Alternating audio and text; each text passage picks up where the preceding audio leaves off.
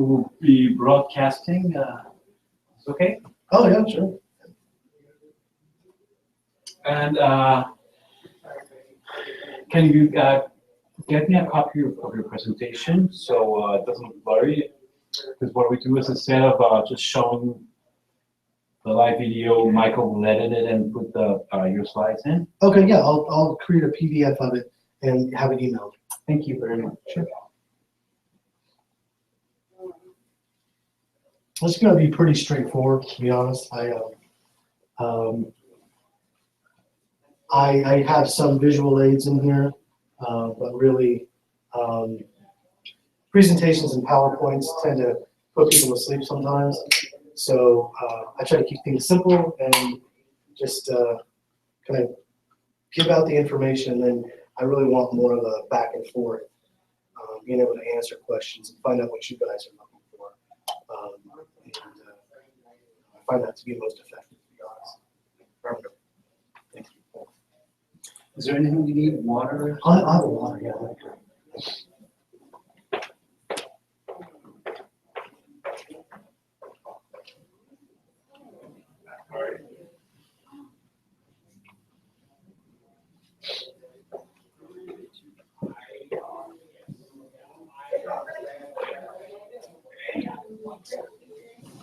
So you gentlemen have the areas of real estate you specialize in? Well, I'm kind of starting off to it, but I'm on the southwest area, so I'm working over there mostly. Thank you. All right. You guys mostly concentrate being sellers agents or buyers agents? Or? Buyers. 2 weeks out, so that we get the flyers out and we get the, Just try to get Right. the business up and then. Sure. Everybody wants Yes. this, right? Yeah. Well, and I'll have the guys build up more signposts. And I think Michael ordered like another 30 signs. So I would say by next weekend, we'll have, 30 plus signs for that. How you feeling? Better? How you feeling? Better? Yeah. Is it like a 2-day deal? Is that what it is? I don't know. I slept all day. Did you? Yeah. It's one of those. That's always how I know when I'm sick is when I'm tired. If I have zero energy, it's like I know for a fact that that's my deal. Yeah, I was like for 2 hours here at the mountain. Right. Just done. Yeah. Did you work last night or no? Yeah. Any word on? I know. I haven't heard from him. I'm kind of bugging him now. I'm kind of like sending emails and because that's how I get a hold of him. I'm afraid if he's in town, he might not, I mean, you think he has it on his phone, but I'm not sure, so. Not sure, he has like an old phone, no. But hopefully we'll find out. That would be nice. I know, that would be super cool. Louis, right? Yeah. He's coming, I'm good. Okay, so thanks for stopping by, guys. And so a couple of real quick things. On the flip stuff that we're buying this week, it looks like probably Linwood is going to be open. Meaning, if you've got somebody that would be interested in buying it, what are we at on that, George? 75,000. I think is what we've got under contract for. That's the one though that's going to need a little bit of repair. I think that's probably about a $12,000 to $15,000 rehab on that. But because of the size and the area and stuff, I mean, it definitely pops out at about 140. So it's an interesting house. It's a little bit more work than the normal stuff that we get, but just that's out there. All 4 of the houses that we got this week will be available for investor buyers. So if you've got somebody that's looking to buy investment real estate, but they're going to need to get a loan, that's perfect because we control those properties. So they come in, they pay the 120, they're guaranteed to get the deal. They've got to go get the investor loan. They've got to do the 20% down. All of them are going to rent for the $900 to $1,000 area, so they're right in the wheelhouse of stuff that we do. So just kind of know what that looks like. 79. 79 is what we're at on that one, okay. Eliza's got a great rental property. It's kind of an executive property, 5-bedroom, 3-bath, 3-car garage in Southern Highlands. $1,600 a month, but it does not have a fridge or washer dryer. They will put one in, but it'll probably jump up to 17 or something. But you know, somebody may be coming out of a big house, waiting for a house to be done, and they may have that stuff. But one of the older America West homes, right off of Southern Highlands, gated community. Inverness? Huh? No, the other one, it's older than Inverness, but kind of in that same basic area. But, you know, as I said, I think it's like 33 or 3,500 square feet. So if you know somebody that's looking for that, that's available, okay? So anyway, today, we're gonna have Paul talk to us a little bit about financing. So I'm gonna let him get up here and do his dance, and then let's ask him a million questions and all of the things you haven't been able to answer or get answered, or any problems that you have. You know, let's kind of use that and do that and go to town, okay? All yours. Thanks. And plenty of food, so don't be shy. Thanks for coming in. I'm not much of a dancer, but I do like to talk. So my name is Paul. I'm a loan originator for Pacific Union Financial. I've been doing this for a few years now. Let's see a little bit about me real quick. Married, father of 2. My little girl's in gymnastics. My son plays baseball, and on the side, I not only do flips of my own, I also have a consulting company where I consult to investors using proprietary spreadsheets on investment properties to run the numbers for them if they don't want to do it themselves. On top of that, I also run an independent video game studio out of my house. So that's just a little bit about me. As I was putting this together, I decided I was gonna, instead of doing, I went through my company's presentations, and I didn't really like what they had to say, and I didn't want to be really graphy about what we're going to talk about today. It's going to be pretty short and really to the point in that way, because what I want from you guys is just, I want to hear what your challenges are, what your questions are, so that I can address them specifically, and then we can, you know, create some sort of dialogue, and then we can use that to move a relationship forward. So I put this together myself, and I'm calling this the mortgage conversation. And the reason for that is, as you're meeting your buyers and your people, and you're going to get ready, you have to have that conversation. Or are they a cash buyer, or are they going to get a mortgage? And a lot of times that conversation, how do you start that conversation? So just, Sean, when you get to that point, what do you generally say? Or how do you probably ask how would they be financing, or if they'd be doing a FHA or conventional, or what ways did they have in mind to purchasing the house? That's pretty general. We're currently working with a lender. Currently good. How about you? That's about it. Yeah. Those are pretty much the same overall. And you see, it's important for me on how you start this conversation, because inevitably, since you are the go-to person for your client, they're going to rely on you to help to answer some of these initial questions. However, what they don't understand is your hands are pretty tied on the amount of information that you can give them. You know, specifically, you'd want to leave the really specific questions to a lender, and that's where someone you can trust and has the knowledge base to carry your client through the process is where it's important. So, as you know, it's the single largest purchase they're going to make, either as an individual or as a family. It's a lot of money to them, especially first-time home buyers, millennials that are just coming into purchasing. It's a very nervous situation for them.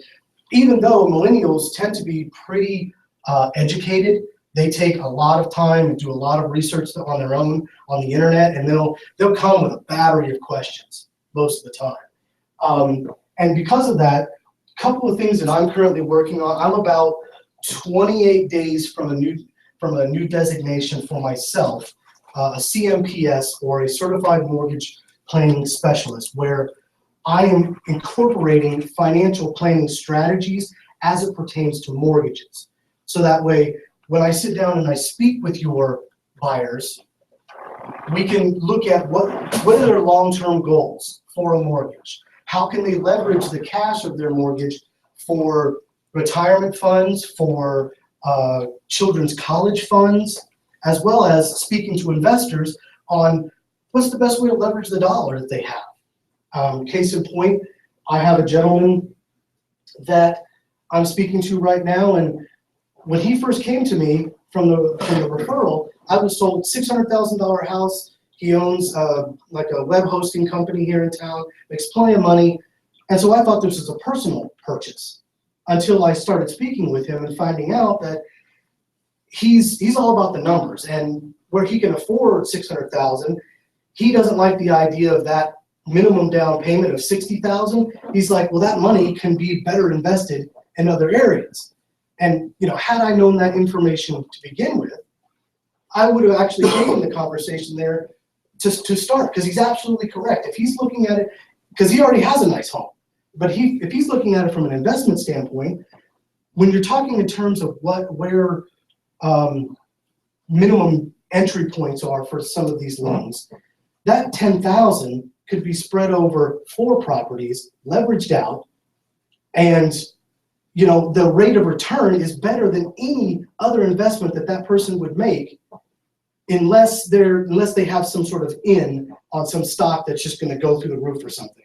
And if they're getting on the bottom floor of something that's just going to take off, that's about the only other sort of investment that's going to give them that same rate of return for that dollar. But as we start this mortgage conversation, I have this thing that I call application phobia. As soon as you mention that word, application, people get defensive because they're going to have to supply their personal information. With identity theft being, such a big thing that people talk about, constant commercials about LifeLock, and really scare tactics about the security of your personal information. Okay. Now, the thing is, what's really important that you need to make sure that your potential buyers have is that it's in their best interest. And TRID has really, as much of a headache as TRID is, it really has done some really good things for the consumer. And even if you're recommending someone to me specifically, I will encourage them to shop around, because I'm not worried about how I'm going to compare to other lenders, because it is in their best interest. But most of them don't understand that they should shop around. They're afraid of giving their information to multiple entities, and how is that going to affect their credit? It doesn't affect their credit. The banks have created it's called a soft hit. They want them to shop. It's in their best interest. They can't shop if they're not having their credit pulled. So, however, that being said, that shopping has a window. That soft hit is a window, 30 days. They want to do all their shopping within that window, and then their credit will not take a hit. But application phobia, it's a big thing. People get really defensive. Why some people say it's only 14 days, not 13? To be honest, I would say it's just because they're trying to tighten the window of it's a little bit of a scare tactic again, because some lenders will just tell you, not to shop around. Yeah. So. Okay. But it is 30 days. But it is 30 legally days. counted as one hit. Yeah. Okay. 30 Thank days. Now, the other reason why this application phobia is when they know that they have something in their history, and inevitably everybody, when they know they have something in their history, they're going to try to hide it. But again, this is where you don't want to get into that at all.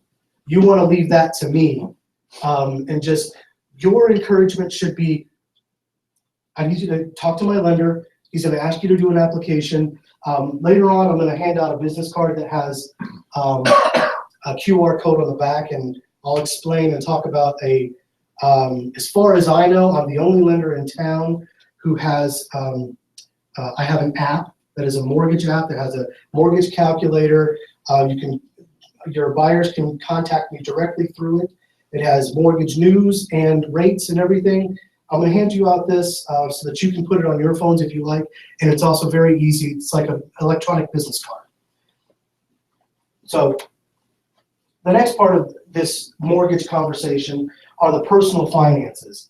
And this is where you're going to get questions about, so what do I need? What's the lender going to want from me? What do they want to know? In general, again, you want to leave it to me for specifics. So you just want to be very general. 2 years W-2s, 2 years tax returns, 2 months worth of bank statements. In terms of tax returns, make sure if it's a self-employed borrower, it needs to be all schedules. Other than that, that's really all you want to say. Leave all the other personal stuff to me, because again, that application phobia is about, they know from the time they enter that information, they're under a microscope. And that's where a lot of that fear comes from. And then we have FICO, okay? This is all in part of that application phobia. We personally, Pacific Union Financial, we have loans that will go as low as 560. Out on the table out there, I have a sign-up sheet and I brought a flyer that's like a full spectrum flyer, but it in no way really encompasses some of the newer stuff that we just brought in, like literally 2 weeks ago. So we can go as low as 560, but in general, there are tiers. You have 560, 620, 660, 700, 720, 740, and then 800 above. You're going to get a question about, well, how does that affect my rate? That's definitely an area you're going to want to say, you need to speak to the lender. In fact, in terms of talking about rates or their credit score, have them talk to me. And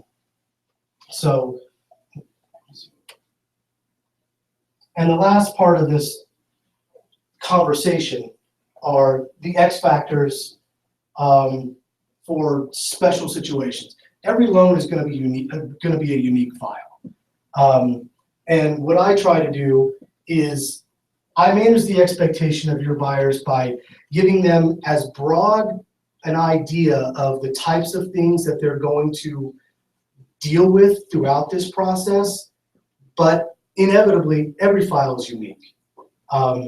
Most current file, a gentleman who his mom moved here from Tennessee, he's in Texas, he has a power of attorney to handle all her finances, he's signing all the documents, their funds commingled, and at getting close to, as a condition, when we came out of underwriting, one of our top conditions was we need to get his bank statements.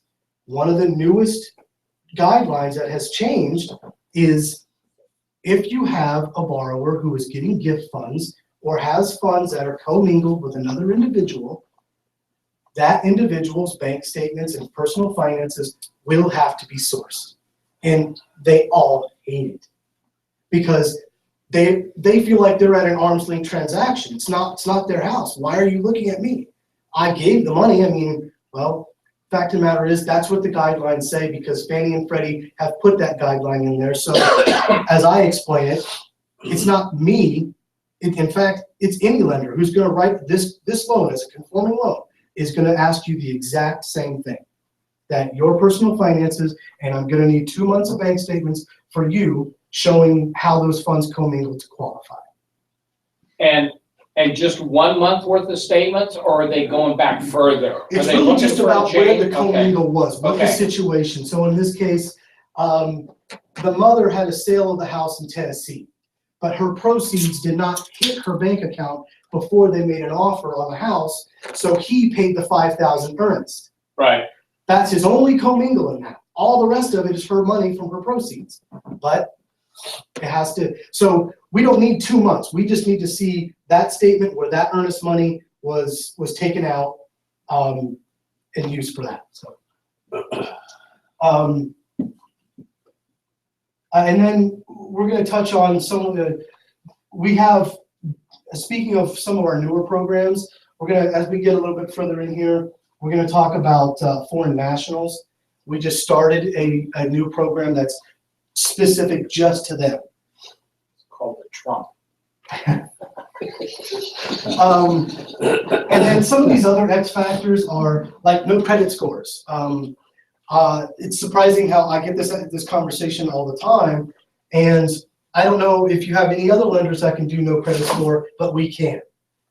It's fairly simple. It's not as difficult as you might think. In fact, really all we do is we're able to use a 24-month rolling rental payments to qualify that person. As well as we might ask for other utilities as well. It just depends on how the credit score looks, but in general, most of them you get away with just 24 months of rolling rental payments on time. And that's a no credit score. That's a no They would credit have a 0. Yeah, no credit score. Which is different from not a person that doesn't have a social security number and can't get a credit score. Okay, that's completely separate. All right, you have to. Every borrower has to have some sort of identity in either social security number or ITIN number. Okay. So, and that's, they have to have something like that. And so a couple other more X factors here specific to our industry, our town, tip workers. Again, a new program that's coming out. We'll get to that slide here in a little bit to look at some more details on it. But we have a 24-month bank statement program that can be used to help people qualify who are tip earners. Okay, or commission salespeople, people who aren't traditional W-2s.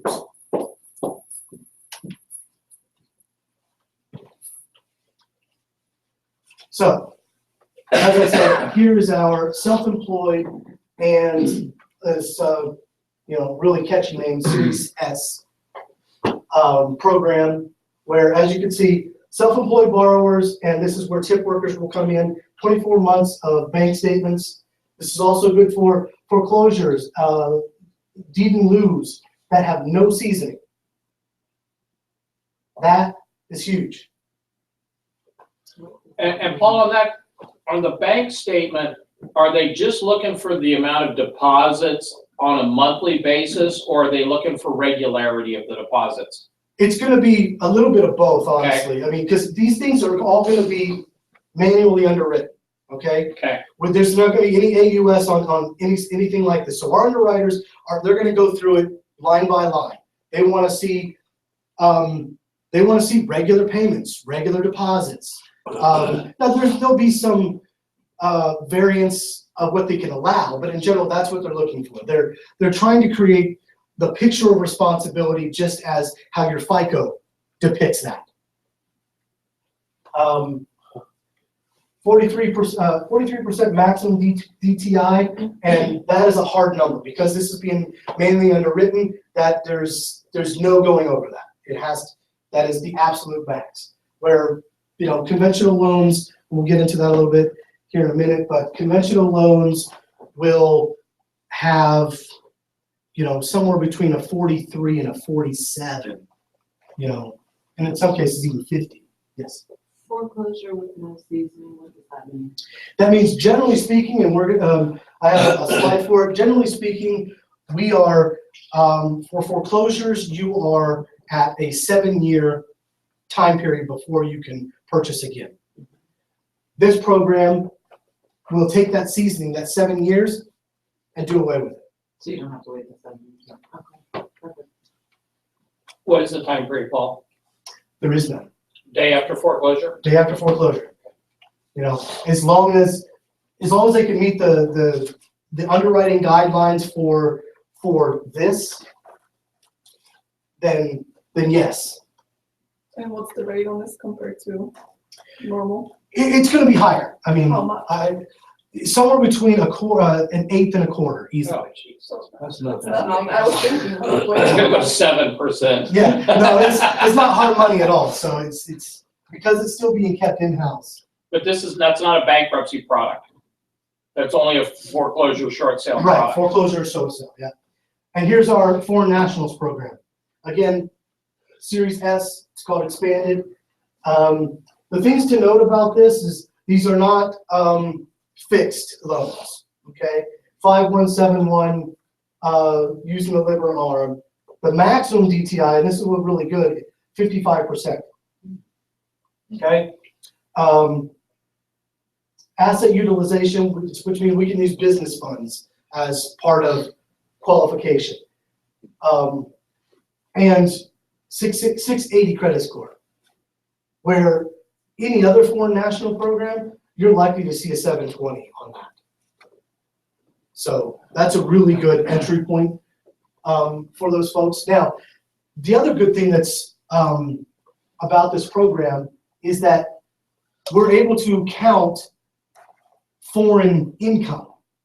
That's how we're able to get away with this and put this program in place, is we've created the ability to use foreign income, and there are some very specific things that they have to cover for those, but that's one of the reasons why we put this thing together.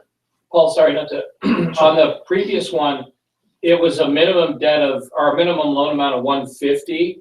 Correct. And, Yes. and is it a non-conforming, conforming, is it a jumbo? It's not a product and it can go as high as what amount? It is a, this is a portfolio Okay, in-house loan. okay, It only has a minimum that I know of. so there's no max on it, then, okay.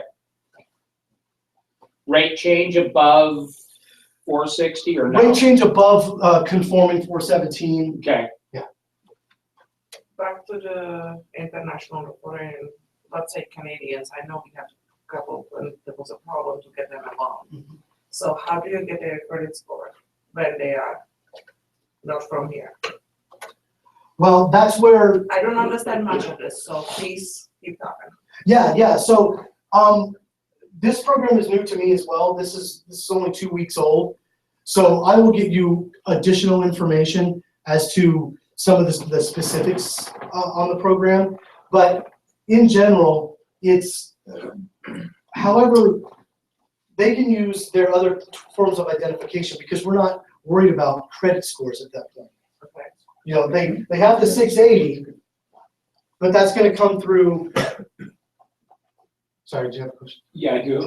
Just wanted to ask you, in Mexico, we don't use credit scores. So the credit score in the US would use Mexico data? Is that what you were saying? That's something, again, with the program being this new, let me get you some additional information. And for this one specifically, when I get back to my office, I will just put together a nice little care package that has some deeper information, because I have all the guidelines in our system, and I'll pull out a couple of things and send them to you guys directly. Leona, Canadians should carry a FICO score. Okay, because like I remember like a year ago or 2 years ago, it was about only 2 banks who will lend. to Right. So that's why I'm slowly getting into. Yeah, but How it works. most Canadians It's will low. most likely carry a credit score, so at least that hurdle's Is okay. over, yeah. Damn Mexicans. Okay, Mr. Trump. So we were talking about seasoning. Here's a quick little graph on some of those waiting periods. Bankruptcy for FHA, Chapter 7, 2 years. Chapter 13, a minimum of 12 months. VA, 7 years, and all VA loans have to be AUS automated underwriting. They all have to go through it. Chapter 13, again, 12 months. For From conventional- discharge, right? From discharge, Yeah. from discharge. You guys know what that means, right? Yes. Chapter 13, you may be in a 2-year, 3-year reorganization plan. Right. So they may have filed And they go, oh, I'm through it. No. You're doing payments and other stuff for a year to 2 years, and it's actual discharge. A lot of attorneys will roll them from a 13 into a 7 to finalize it and to wipe out all other debt, but that starts to have implications with this. Right, just as you see right here in conventional, we actually have 2 requirements. For Chapter 13, you have 2 years from discharge and 4 years from dismissal. Okay, so that's exactly what he's talking about. I won't go through these, every single one of these. I will be sending, there was a request to have this presentation sent to you guys, so I'm gonna have it put it in a PDF format, so you'll have this to look over more specifically.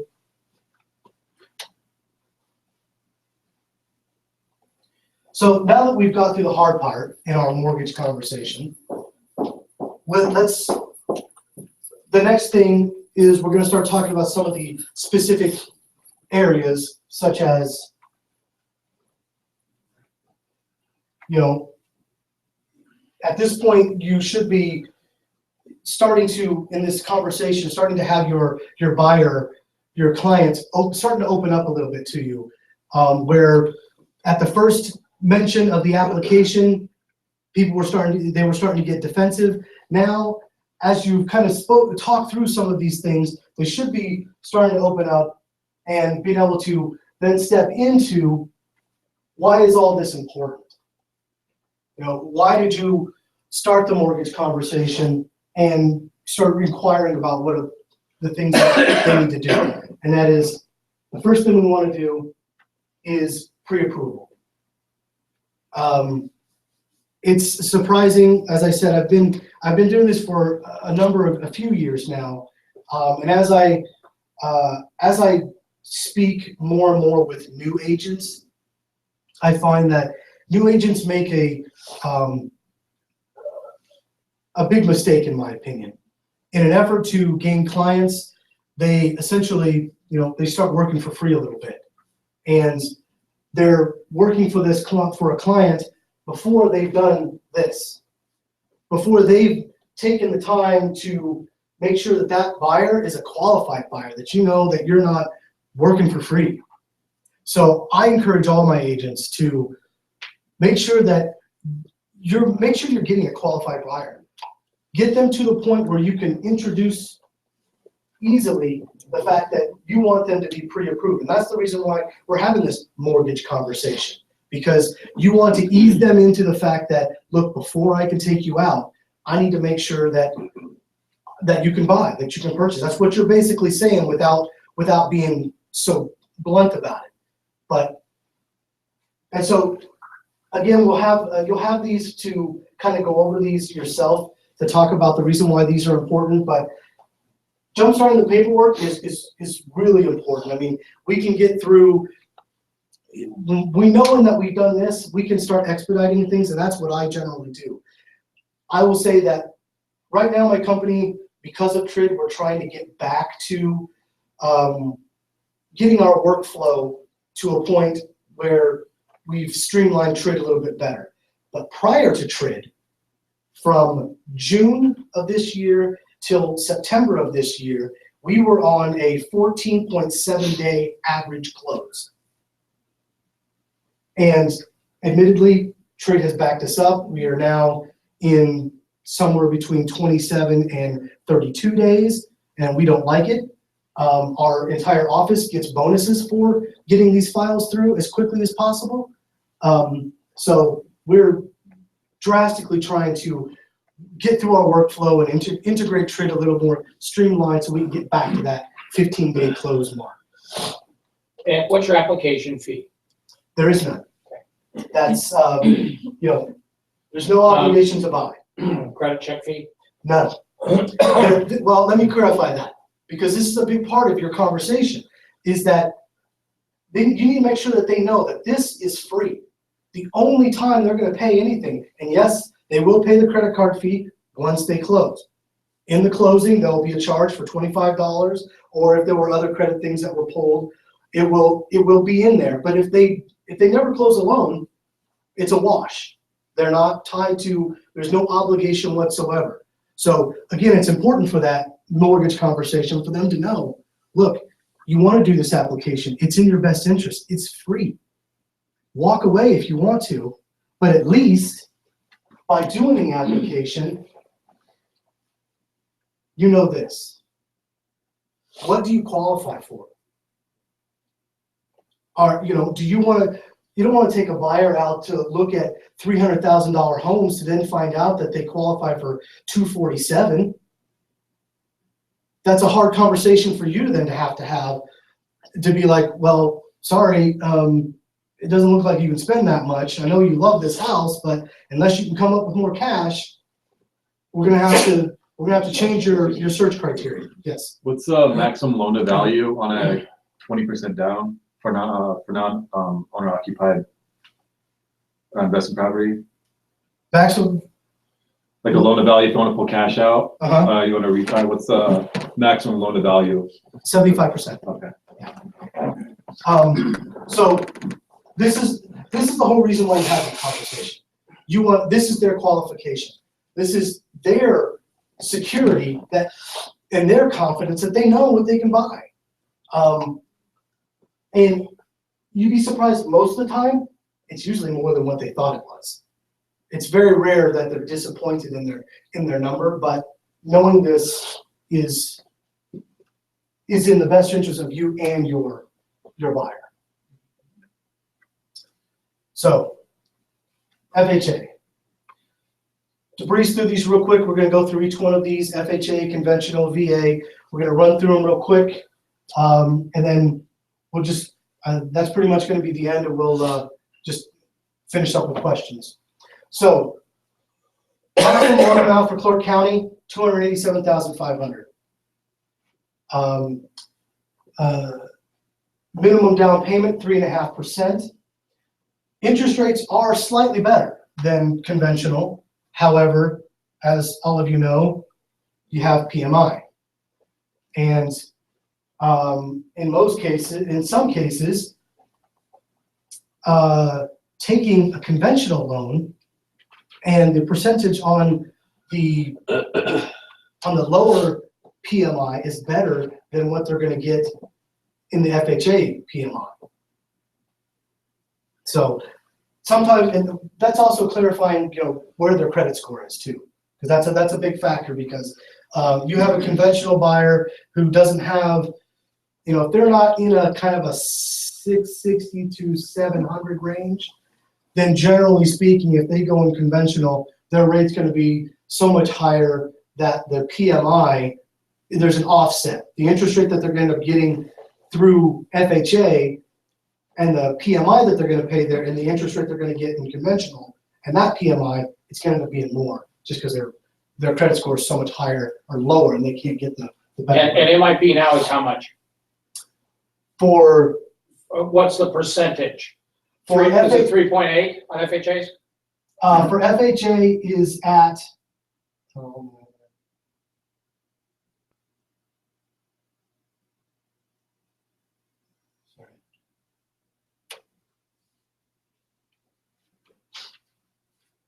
it's so the upfront PMI is 1.75, and that can be either rolled into the back of the loan or paid up front, and then there's a huge Rolled in meaning calculation. financed. Yeah, rolled in meaning finance, and then there's a huge calculation for their annual rate at which is currently at 0.85, but it's a much harder calculation to show than just this.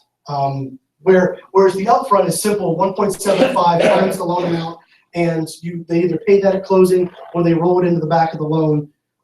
Whereas the annual payment has to be amortized. So you need a spreadsheet and a calculator to make sure that you can show the 0.85 over the loan and how that calculates out to a monthly payment of that PMI. But guys, don't get flipped out by that. Because if you think about it, what's the upfront anymore now? What's the upfront? 1.75. Yeah, so it's 1.75. 1.75% of 100,000 is how much?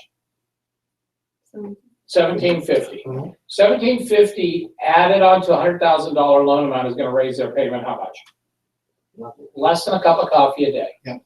So because you'll run into other agents, you'll run into other loan officers that will talk them out of getting an FHA loan, and for whatever reason, based on this whole MIP, PMI thing. And it's like, guys, it isn't that much. Even the annual isn't that much. So if it's the difference between getting a loan and closing on a house and you earning a commission, or them not getting a house, start selling them on the fact that, 1.75% is free. Right, and this is to their benefit. This part of your conversation when they start balking at any sort of the PMI is this is to their benefit. This is the back end so that they can get that loan at a lower cost to them up front. This is your lower cost of barrier and to entry, and you unfortunately have to pay for it. Your alternative is a 20% loan, and then you don't have to pay for it. So it's important to know that with FHA, as of October 2013, any loans written after October 2013, though you cannot drop your FHA mortgage insurance.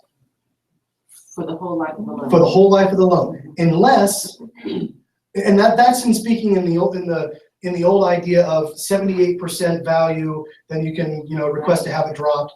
That's what I'm talking about, not that. You can get rid of it by refining out of your FHA and into a conventional loan. Okay. Keeping in mind that most people keep their house how long? 7 to 10. Yeah. So you're gonna, first off, you get $1,750 over 30 years, right? You stay in the house 10 years, you're not even, you paid it up front, but if you amortize it out financially, it's just not that big of a hit. And I still think FHAs are much easier to qualify for than conventional. They are, because FHA is a set amount, and that's set by the HUD, whereas conventional loans, we'll get into that, conventional loans are dictated by a secondary mortgage insurance industry, and their rates will be different. We use Genworth and MGIC, and there are a bunch of other companies. Basically, they're going to be we shop rates around to try to get them the best quote possible for the amount that they're paying for, because when you're talking about, and we'll just skip into it, when you're talking about conventional loans, I'm going to just go forward, then we'll come back to VA.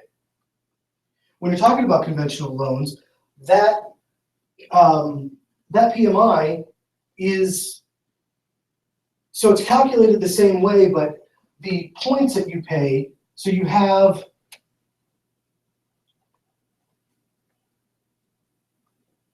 these numbers are always changing, and based on so it's always based on how much you're going to put down and how much the loan is, and if you put more down, you actually pay less.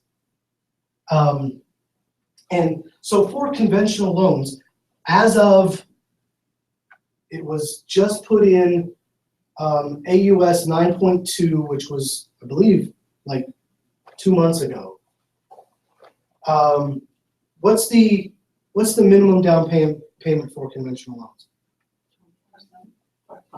5.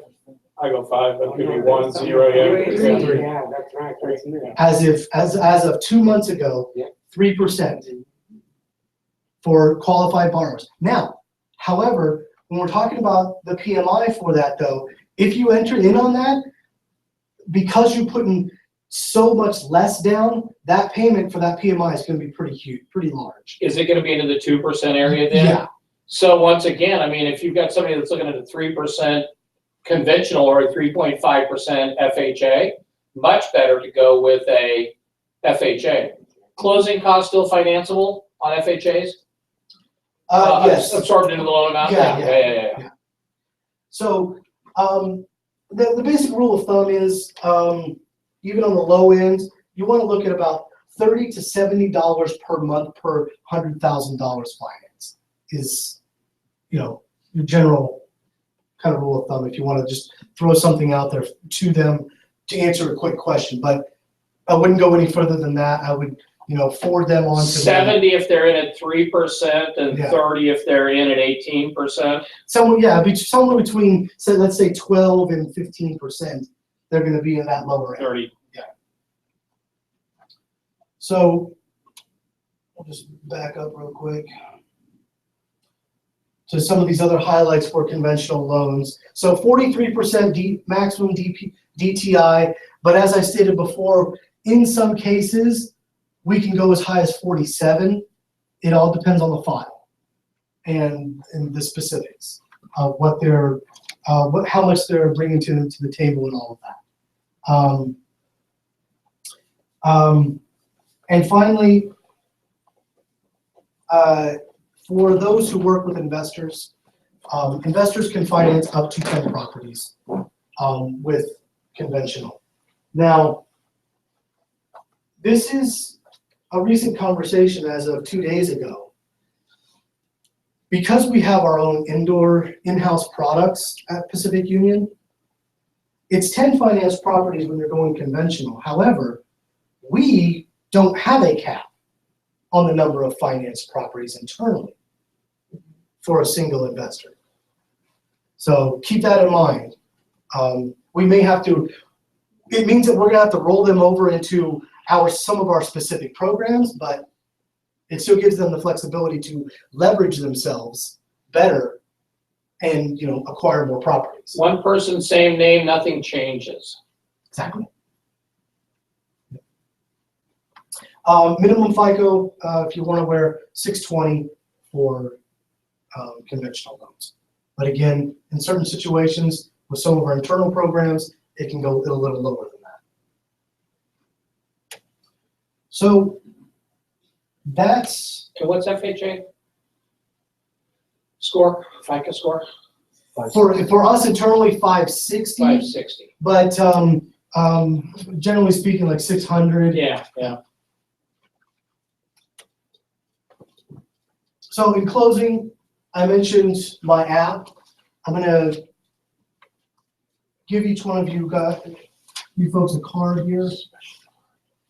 There is a scannable QR code on the back that will initiate the download of my app directly to your phone.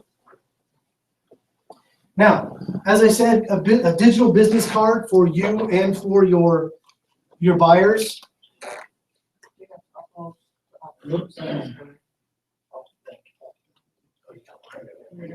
You already So- downloaded it. George has already used it. So, important things to note about my app. As I said, digital business card, big thing is right here. You're having that mortgage conversation, you can easily say, here's my lender, what's your phone number? You tap share, you put their name and their phone number in, it goes directly to their phone.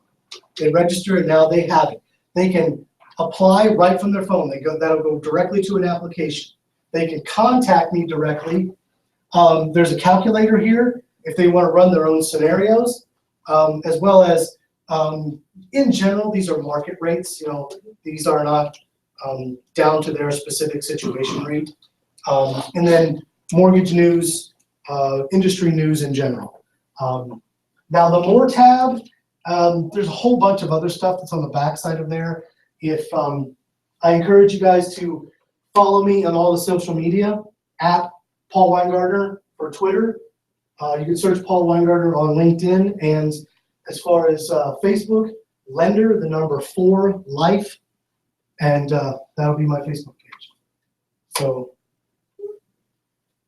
that's the marketing end of it. Use it, share it, love it. It's a great tool. Those who have gotten it. The nice thing is on the back end, I see all the activity. So when you give it out to someone, I can let you know, hey, Joe Buyer just ran 10 scenarios on the calculator at this rate, at this number, and we can communicate about where they are and what they're looking for. They've looked at mortgage news and rates, and I can keep you up to date on what their activity is on the app. So So questions in general, anything? I have one for you. There's a buyer that wanted to do home as possible. Okay. Okay. She works part-time, 20 to 30 hours. Her mid is 689. Okay. But her DTI, because she took out a car 2 months prior, supposedly is at 55. Now, Okay. her fiance, he makes $2,000 a week. He has an ITN number. What kind of scenarios? And because if we able to use his, there's no issues. How would you go about trying to fix that, or is it safe, salvageable? Well, it depends. I mean, are they set on the home as possible? Do they know that home as possible is location restrictive? Mhm. You know, are they willing to take the class and that sort of thing? Yeah. At the $2,000, because I don't remember what it is because I haven't written a home as possible in a while, but Yeah, they yeah, just yeah. recently lowered the income cap, right? It was at 90,000, but they took it down to some degree. I don't remember what it was. But basically, in terms of the fiance, as long as he can still meet that income cap requirement. He has no credit score. Oh, he has no credit score. It's not going to work then. No. You know, because they have hard lines. If there's no credit score at all, they don't have any sort of like rolling statements that they can use in that program. It's very, very So it would have to restricted. go FHA. Yeah. And even mine, I mean, we have a grant program also, National Homebuyer Fund. Ours is 5% towards closing costs and down payment. No location restrictions, no no real estate or home buyer class needing to be taken. And it's good for conventional FHA and VA loans. But, you know, if you're coming in without a credit score, it can't do it. I mean, they have a hard number of 640 for home as possible. And the same for our NHF program. Okay. So what would you recommend then? I'd recommend, you know, have them come to me. Since I can work with no credit score individuals, you know, as long as I can qualify the income and there is good payment history in the rental in wherever they're living now and other utilities, it's a doable loan. Absolutely. Okay. But aren't they trying to do a home as possible because they didn't want to have to put down money? That's the only other So do option. you have something that would work in that case where they wouldn't have to put down money? No. Oh. No. Bringing in $2,000 a week. You can get it open up for Yeah. some money. So 3.5% is not that big of a deal, I don't think. No, it's not. I mean, the fact of the matter is, I mean, where it's great if you can get qualified for some sort of grant program, not everybody's going to qualify for it. And, you know, they're going to try every avenue that they can, because if they cannot spend anything, they're not going to. But in this situation, without a credit score, there's just nothing that's going to be possible. I mean, Louis, what did Tim have her paying? Was she paying in pounds? What was her dollar cost coming in? I don't recall. I didn't get that far. Because I'm thinking if he's probably showing her at 500 or 1,200 cash in based on when she closes at the time of month. Right. So if you could get the boyfriend to kick in the 3.5, Yeah. Or is it a conventional? Could you do them on a conventional, or would they have to be an FHA? well, no, that Series S that can run on no credit scores. No, sorry, we don't actually have to go to Series S. It can be either one. Okay. So you've got a 3% down conventional. Well, but that's going to hit them with the higher number. Well, but anyway, if they could come up with a down payment, we could get Andy to pay the closing cost of the impounds. So then all we're looking at is he's looking at coming up with $4,500. Yeah. How much does she love him, or how much does he love her? Yeah, exactly. How much does he get there? I'll have to make a phone call. You can get it done though. Yeah. We can get it done. Okay. It will take, a loan like that will take a little bit longer because we have to get those, but the sooner we get those documents to support going through those, the payments and show responsibility in finances, then, you know, we can expedite it after that, but it's just that upfront of going through that process. Just an extra layer. Okay. So I wouldn't tell her the bad news. I would just say, hey, Tim can't do it. We're gonna switch you over to a guy that's got the same program, but you gotta get in there immediately. Okay. Describe a little longer time period, Paul. Well, at the very least, I would say a week to 2 weeks, just to, depending on how long it takes for us to get the actual documents in the correct form that we need them. And then it's got to go into the underwriting queue to have an underwriter be able to look at it and then. So we're looking 30 days. We're looking at Super Bowl. Yeah, 30 days. All right. But I always say that anytime I'm going to give you a date, I'm always going to say our department We is know. always going to do it faster if we can. Yeah. So, Before you leave, we'll have that conversation and call her. sure. Yeah, let's get her in like right. I mean, because that's, Andy's gonna have to make a payment now. He's not gonna be happy about that. That's the way it goes. Okay. So anybody else? So that in-house program, that NHP. The NHF program. NHF. What is that? It's a 640? 640. The only thing that we're waiting on, all the other guidelines are pretty standard. In fact, they just follow FHA conventional VA guidelines. So it's the 640, no location restrictions, no class needed.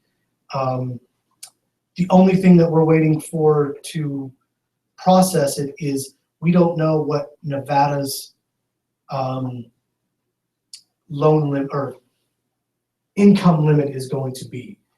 This is a partnership with US Bank, and we're just kind of finalizing what the income limit is going to be for Nevada. As soon as that is done, we are fully ready to push it out the door. So the 5% is down payment, or closing costs, or closing costs. either or. Yep. It's a grant, doesn't have to be paid back. Okay. How long was Michael's girl? Oh, Mary. And Yeah, whatever. Mary Ann. No. No.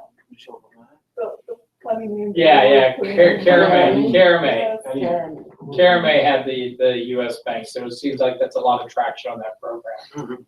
That's good. That's good. So in all, I mean, my goal is, I know that you guys are working with a few lenders already, and I'm the new guy. But if you give me a chance, I think I'll prove to you that my service is going to be better than anyone else that you're dealing with right now. I take somewhat of a traditional approach. I don't have any problem going to your client's house and sitting down with them, pulling out my spreadsheets, and spending an hour and going over their financial plan and how does that pertain to their mortgage and what they want to do for the future. I believe in a very personal touch, and I want to make that connection because it's going to mean referrals for you and for me in the future. Paul, how long you been in town? I've lived here since '96, Okay. but I've been doing this for 3 years. Okay.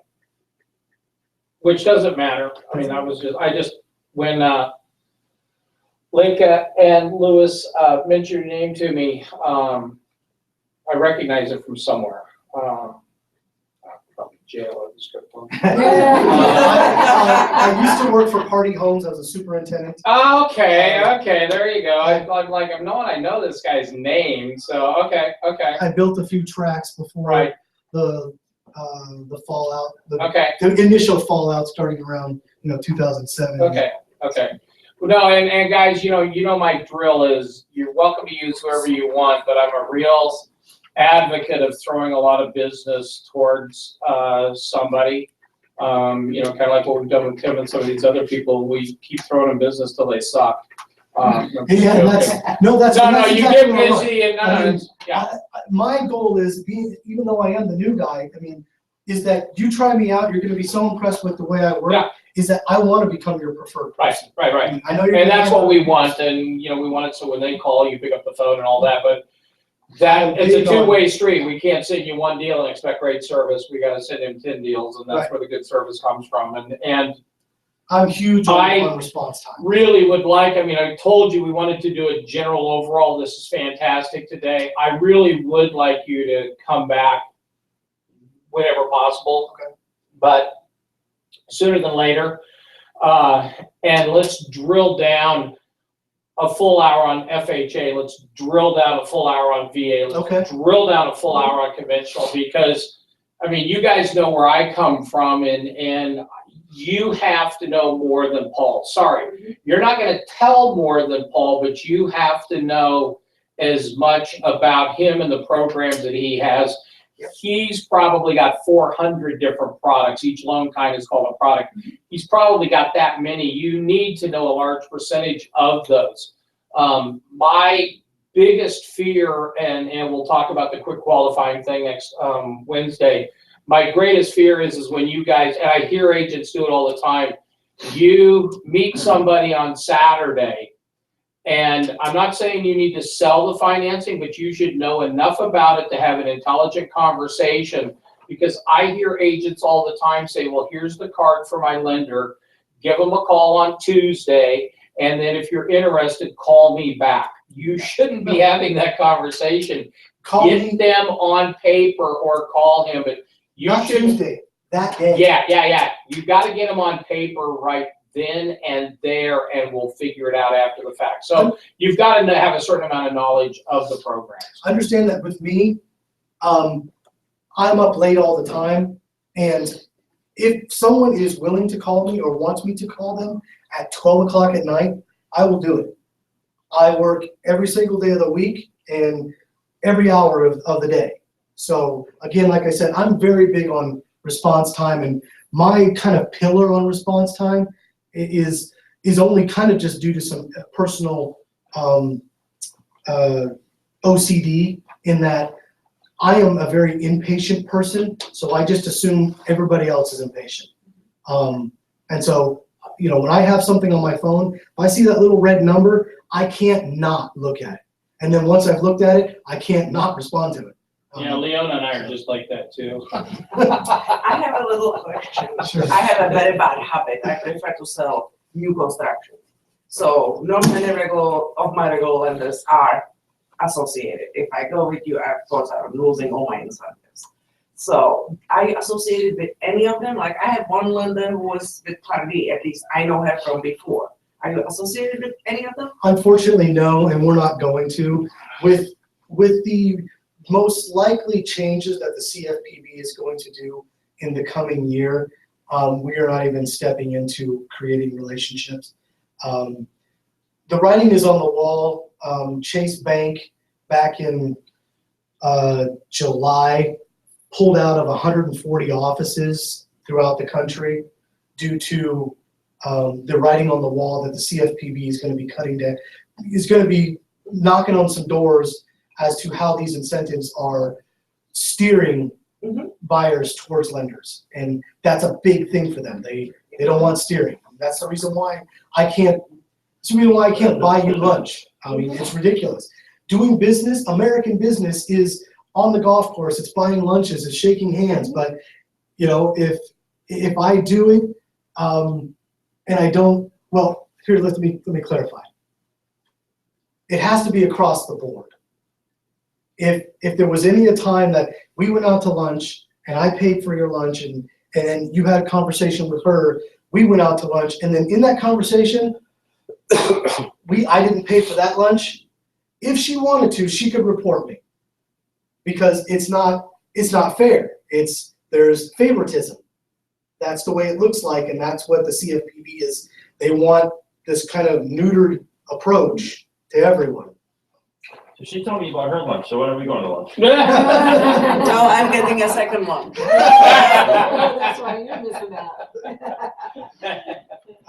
Wear some nice dress maybe. So what I'll say about the drilling down on each one of these programs, conventional, VA, FHA, please be prepared that if we're going to do an hour on each one of those are going to be very dry talks. There's going to be a lot of information. It's all going to be text up on the screen, and we'll run through scenarios. But in the end, after we talk about it, it's going to be the PDF that you get on the back end of all that information, and your follow up to kind of rehash it in postmortem. That is really going to be the most benefit for you in an effort to actually regurgitate it with some authority in your conversations. And this is the nerd in me that does this, or the loser in me, one of the two. But if you really get interested in this finance end of it, this is the kind of stuff that when you're sitting at home, like figure out, either go onto his rate calculator or whatever the case, figure out how much a payment is at $100,000. Mm-hmm. Figure out if the person has that payment, and then apply your life to them. What's your car payment? $200, $300. Assume that their car payment's the same. What's your cell phone bill? $70, $80, $100. Apply that to their life. Start to figure out percentages. Start to figure out dollar amounts of income of how much people would have to make in order to qualify for the house. And you've got to do it a bunch of times in order to see it. But once you do, you start to have a great relevance of kind of where people are at. So as you have a conversation with them, you kind of get a feel for, yeah, they're probably going to be okay. But you have to do it. And it's, I think it's important. And I'd take it a step further and say, when you're talking to that person, pull out your phone. You have my app. Pull out that calculator and show them, run 2 scenarios. It'll take you 15 seconds to show them something. The important thing to note on when you're running that, when we're talking about DTI, is what you count as debt. All right. In general, car payments and credit cards. And that's all you want. Don't worry about some school loans. Yes. In general, it's kind of like anything that will be regularly reported on the bureau. So cell phone bills don't count. Utilities don't count. Now they count if they go past due and they're sold to collection, then they get hit by them. But in terms of their rolling debt, it is not, those things are not counted as debt. Car payments, credit cards, and in some cases, school loans. That's all you need to ask them. Just have them average it for you. Child support, I don't know. Yeah. And you don't have to worry about current rent. I'm sorry. You don't have to worry about current utilities because when they buy a new house, guess what they're going to have? Utilities. So it's already covered. Right. Even though they may be renting and their utilities are included in the rent, it still is kind of a fair shake to them because if they're in an apartment, it's not going to be a ding to them, so it's going to be fine. Yeah, and also one thing I actually just remembered: if you have a person who is vacating a property and buying another property, and they don't intend, maybe let's assume that house. I actually have this scenario. That house that they're vacating it's underwater still. Vacating meaning they're going to walk away from it. It's a strategic foreclosure. No, not okay. When I say vacating, they're leaving that house to buy another one, but they're keeping that house. Okay. Yeah. So. But it's underwater. But it's underwater, and that's the only reason why they're not selling. And their payment's higher than fair market value. And they're right. Okay. So in that scenario, there have been recent guideline changes where it used to be you couldn't record rental income and offset your DTI unless you had 2 years worth of showing rental as a landlord. However, as of recently, in this situation where they are leaving a property and making a new property their primary residence, we can count 75% of that rent towards the offset of their DTI. And is that off of a lease agreement? You have to have a signed lease agreement, yes. And in some cases, the underwriter might even ask for, they want to see the first month's rent deposits and security deposit and all that. But in general, it definitely has to be a signed lease, yes. And those are easy to do. You guys know how to do those, right? In fact, if you You don't, get a friend and a paper and a pen. and if you need a signed lease, I have one, you know, let me know, I'll send you one, I'll send it to We're in property management, we don't want to do that. you. So, yeah, that's a really great thing. That's actually a great program because I think, you know, that's something we need to go after. That's a group of people that are probably sitting out there that want, huh? Somebody's there. Come on in. You just walk in the office. Oh, it's probably Greg. No, but that's a great program, guys, because there's a lot of people that are, you know, maybe they've been in a modification, maybe they've just been waiting for the market to come back around and they still may be a little bit underwater, or actually they may be above value, but their payment is still, that's why I said fair market value. Their payment is still higher than what current rent would be.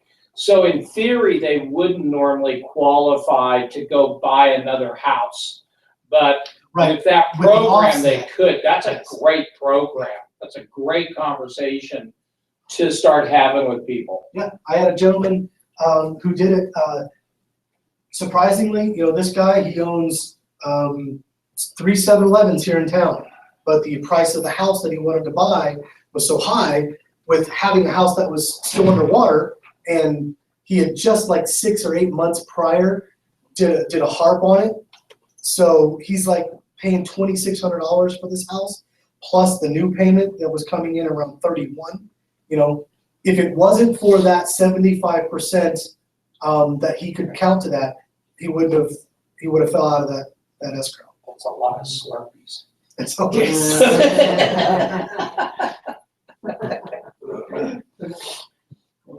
All right, guys, anything else? Thank you. Paul, thank you. I really appreciate Appreciate it. Let's start firing some deals his way. Somebody eat the rest of the pizza and wings. If I could get each one of you guys' cards as well, so I can follow up, I'd appreciate that, please. Did you want Louis, I have it. Did you want us to sign in? The old one? Yeah, oh, yeah, oh, that's right, yeah, I'm sorry. Did you want us It's to the same sign number. in? No, if I Yeah. get your card, then it's fine. Awesome. The signing was only in lieu of having a business card. You have my card. Okay, So I just put my name there, they don't have my information there. okay, yeah, thank you. Is it correct? If I want to talk to Okay. you. Yeah, sure. Let's talk. He's no less. You know, call her. Hey, Rick? Yeah.